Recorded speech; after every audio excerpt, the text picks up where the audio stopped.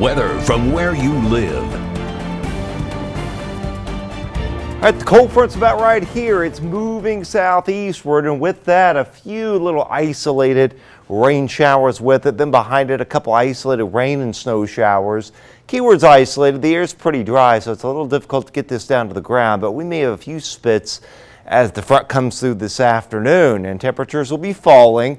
We're running in the 40s to low 50s now, but we're going to be falling this afternoon as the front goes south. We'll be in the low 30s to low 40s by 6 p.m. It'll be pretty windy too, especially mid to late afternoon hours. Gusts 28 to 40 from the north-northwest, and then eventually the due north. Tonight 20 to 26. It's a cold one with wind chills running in the teens. At 1 o'clock in the morning, it's already down to 30.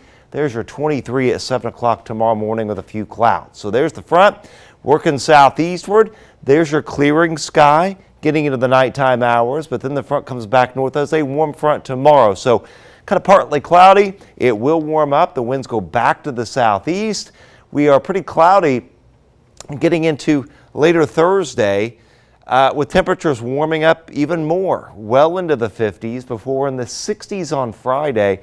And the thing about Friday is there won't be any severe weather risk during the day. We're just looking at perhaps one wave of scattered showers and thunderstorms early morning, another one mid to late morning, then a lull, and then perhaps another wave late afternoon to early evening. What we are watching for is kind of mid to late evening, kind of between that 9 o'clock and about 1 a.m. time frame, because there'll be a squall line of severe storms out here. A lot of severe weather out here.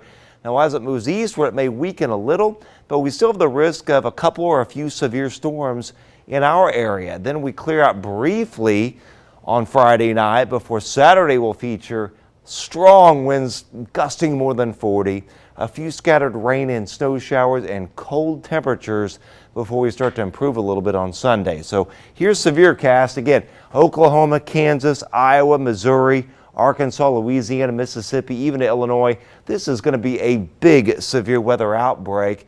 And I think the greatest threat of strong tornadoes is going to be down here in Mississippi, Arkansas, northern Louisiana to eastern Oklahoma. Farther north, it's a few tornadoes and wind mainly.